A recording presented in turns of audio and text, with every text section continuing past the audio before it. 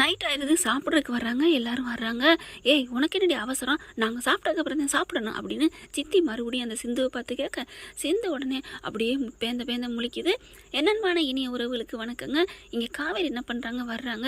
என்னத்தை ஏன் இப்படி பண்ணுறீங்க, அந்த பிள்ளை என்ன பண்ணும், என்னது அந்த பிள்ளை என்ன பண்ணுமா, இங்கே பாரு இதெல்லாம் தேவையில்லை என்ன அப்படின்னு கேட்க, அத்தை நாளைக்கு எல்லாரும் அவங்க போயிடுவாங்க, நமக்கு தான் உண்மையை கண்டுபிடிச்சாச்சுல, வக்கீல் வந்து சொல்லிட்டாரு, எல்லாமே நமக்கு தான் முழு உரிமைன்னு, அவங்களுக்கு ஒரு பங்கு கூட கொடுக்க போகிறதில்ல.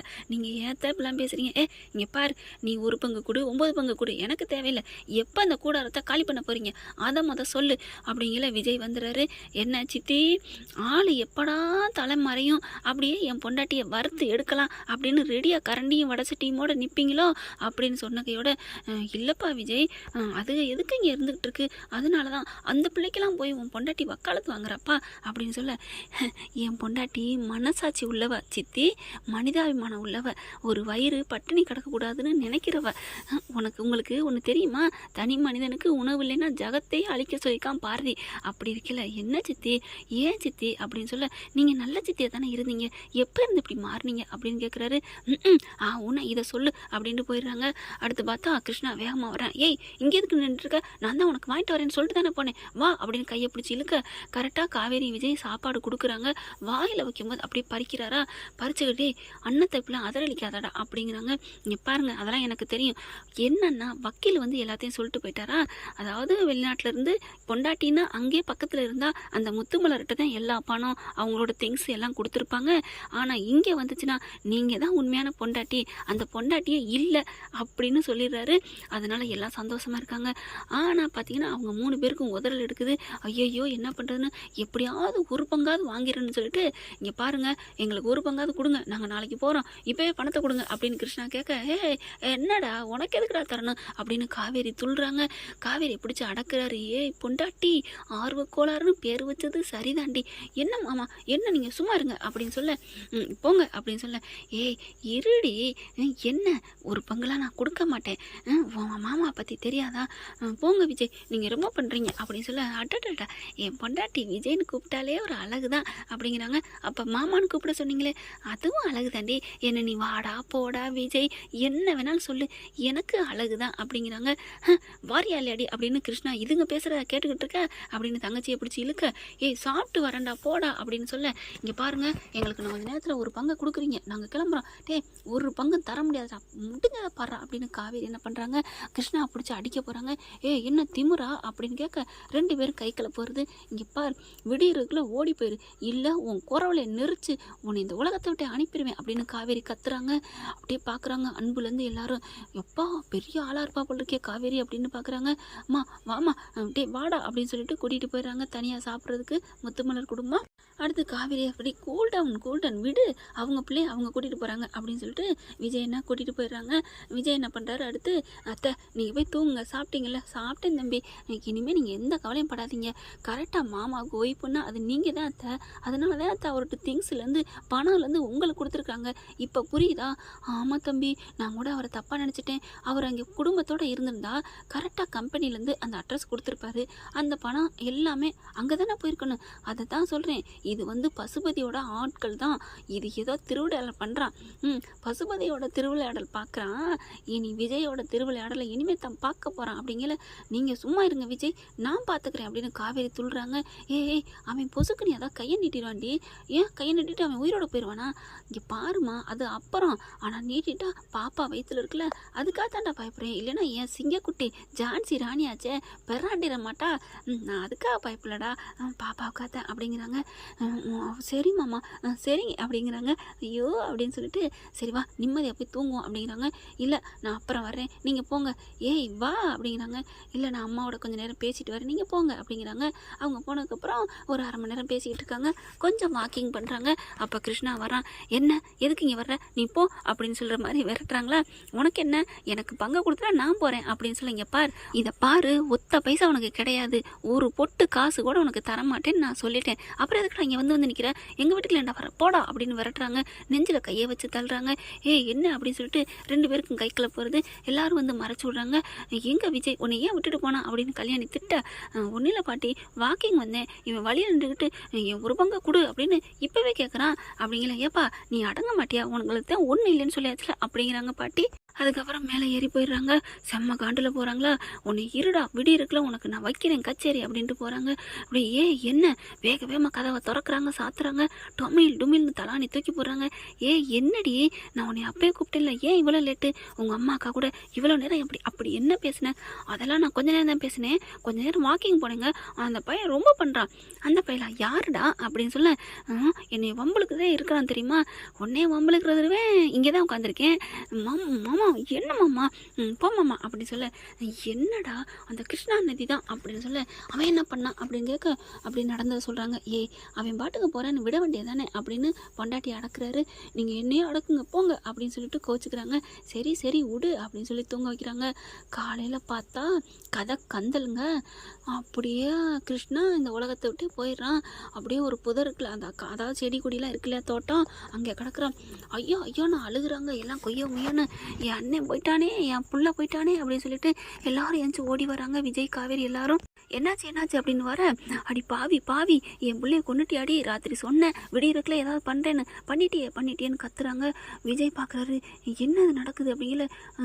விஜய் நான் ஒன்றுமே பண்ணல, நான் உங்ககிட்ட தானே வந்து படுத்துட்டேன் அப்படிங்கிறாங்க. நான் இப்போ தான் நீங்கள் தான் எழுப்புனீங்க, நான் நல்லா தூங்கிட்டேன் அப்படிங்கிறாங்க.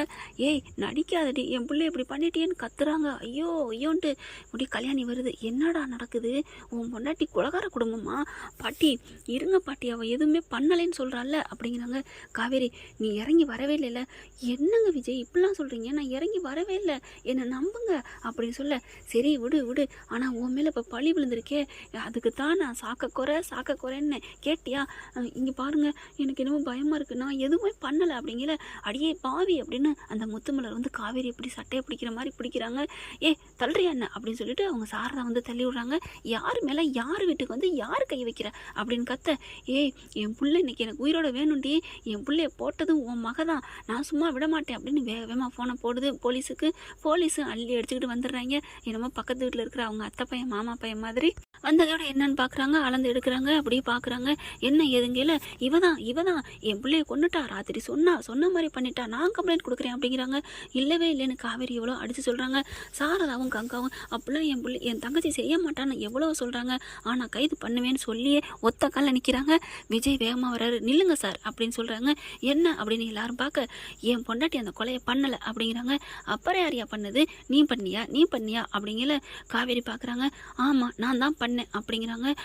அப்படியே தூக்கி வாரி போடுது. முத்துமலர் ஓடி வந்து, அட பாவி நயவஞ்சாங்கன்னா நடிச்சியடா, உனக்கு ஒரு பங்கு தாரேன், நீங்கள் அமைதியாக எங்கள் வீட்டில் இருங்க, தங்கவெல்லாம் சொன்னியடா, நீ ஒருத்தன் தான் நல்லா அமைதியாக பேசுகிறேன்னு நாங்கள் 3 பேரும் பேசிக்கிட்டோமே, என் பிள்ளையும் சொன்னானே, அவன் மட்டும்தான் அடங்கி அன்பாக பேசுகிறேன்னு, இப்படி அடங்குனது என் பிள்ளைய இந்த உலகத்தை விட்டு அனுப்புறதுக்கு தானா அப்படின்னு முத்துமலர் கட்டி கதறாங்க, துடிக்கிறாங்க. இப்படி விஜய் நிற்க காவேரி வராங்க. இங்கே பாருங்கள் என் மேலே பழி விழுந்துடும்னு நீங்கள் ஏற்றுக்கிறீங்களா, அப்படிலாம் ஒன்றும் இல்லை காவேரி, பழி வருதோ வரலையோ, இப்போ நீ பாப்பா வைத்து வச்சுருக்க, ஜெயிலுக்கு போனால் அது சரி வராது. ஐயோ நான் பண்ணவே இல்லைங்க, நான் போனாலும் போலீஸ் ஸ்டேஷன் போனாலும் நான் வந்துடுவேன், எனக்கு ஒன்றும் பிரச்சனை இல்லை, ஆனால் நான் தான் பண்ணேன், நீங்களாக போனீங்கன்னா அது வந்து அக்மார்க் முத்திரை குத்துன மாதிரி ஆகி போயிருங்க, உறுதி செய்யப்படும், விடு காவேரி பார்த்துக்கலாம், என் பொண்டாட்டி நீ இருக்கில்ல, நீ என்னை காப்பாற்றுவ அப்படிங்கிறாங்க. ஐயோ வேணாம் விஜய் வேணாம் ப்ளீஸ், இல்லை நான் தான் பண்ணேன்னு சொல்ல போகிறாங்க. அப்படியே வாயை அடக்குறாரு, கையையும் பிடிக்கிறாரு. என்ன நீ பண்ணாத தப்புக்கு ஏண்டி போகிற, பேசாமல் போ, அப்புறம் நீங்கள் மட்டும் நான் பார்த்துக்கிறேன் அப்படிங்கல. அன்பு தாத்தா கல்யாணி எல்லாரும் என்னடா நடக்குது என்ன நடக்குது, ஐயோ என் பேரை அப்படிலாம் பண்ண மாட்டான்னு எவ்வளவோ தடுக்கிறாங்க. ஆனால் போலீஸ்காரங்க தூக்கிக்கிட்டு ஜெயிலில் ஜீப்பில் வச்சுக்கிட்டு அள்ளி கொண்டு போகிறாங்க நம்ம விஜயை. காவேரி பின்னாடியே ஓடுறாங்க. என்னங்க அப்படின்னு சொல்லிட்டு விஜய்னு சொல்லிக்கிட்டே போகிறாங்க. நீ கவலைப்படாதடா, அதெல்லாம் நம்ம மேலே எந்த தப்பும் இல்லை, நான் மாமா வந்துடுவேன் போதுமா, இதை விட பெரிய பிரச்சனை, நீ அப்போவே என்னை காப்பாற்றலையா, என் பொண்டாட்டி இருக்கிறா, அதனால தான் அந்த தைரியத்தில் தான் போகிறேன், ஆனால் தப்பி தவறி கூட நான் பண்ணேன்ட்டு நீ வந்து நின்றாத, நீ எல்லாருக்கும் இந்த வீட்டுக்கு நீ வேணும் காவேரி, உன் வீட்டுக்கும் சரி என் வீட்டுக்கும் சரி, நீ இருந்து பேலன்ஸ் பண்ணணும் ஓகேவா அப்படின்னு சொல்லிட்டு வண்டியில் ஏறி போகிறாரு. ஜீப்பில் ஏறிக்கிட்டு அப்படியே அழுகுறாங்க. போதுமா என் பிள்ளைய உள்ளார தள்ளிட்டியா, என் பேரன் பாவண்டி உன்னை கல்யாணம் பண்ண நாள்ல இருந்தா சீரழிகிறாண்டி, சின்ன பின்னமாயிட்டாண்டி அப்படின்னு அழுகுறாங்க. சாரதா அவங்க அங்கா வராங்க.